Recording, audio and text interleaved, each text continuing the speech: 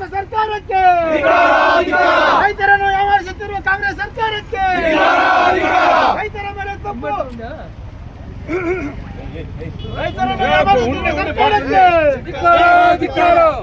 ಬರಲೇ, ರೈತರನ್ನು ದೌರ್ಜನ್ಯ ಮಾಡುತ್ತಿರುವ ಬಿಡಿ ಸಂಸ್ಥೆಗೆ, ರೈತರನ್ನು ಯಾಮಾರಿಸುತ್ತಿರುವ ಬಿಡಿಎಗೆ, ನ್ಯಾಯಾಲಯಕ್ಕೆ ತಪ್ಪು ಮಾಹಿತಿ ಕೊಡುತ್ತಿರುವ ಬಿಡಿಎಗೆ, ನ್ಯಾಯಾಲಯಕ್ಕೆ ತಪ್ಪು ಮಾಹಿತಿ ಕೊಡುತ್ತಿರುವ ಬಿಡಿಎಗೆ, ರೈತ ವಿರೋಧಿ ಸರ್ಕಾರಕ್ಕೆ, ರೈತ ವಿರೋಧಿ ಅಧಿಕಾರಿಗಳಿಗೆ, ರೈತ ವಿರೋಧಿ ಬಿಡಿಎ ಸರ್ಕಾರಕ್ಕೆ, ಬಿಡಿಎಗೆ, ಬಿಡಿಎ ಅಧಿಕಾರಿಗಳಿಗೆ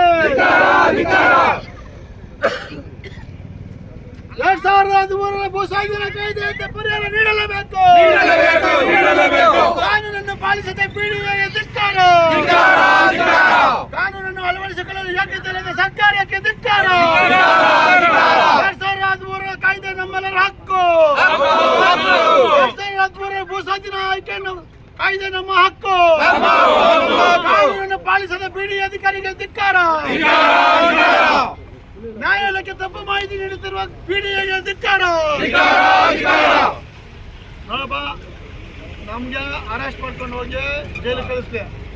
ಕಾನೂನು ಬಂಧನ ಮಾಡಬೇಕು ಅಂದ್ರೆ ನಾವು ಏನ್ ಬಿಡಿಎ ಅಧಿಕಾರಿ ಇವತ್ತು ಬಂದಿದ್ದಾರೆ, ನಮ್ಮ ಹೆಸರು ಹೇಳ್ಬಿಟ್ಟು ನಮ್ಮ ಹೆಸರು ಬರ್ಕೊಂಡು ಕೇಸ್ ಬಿಟ್ ಮಾಡ್ಕೊಳ್ಳಿ.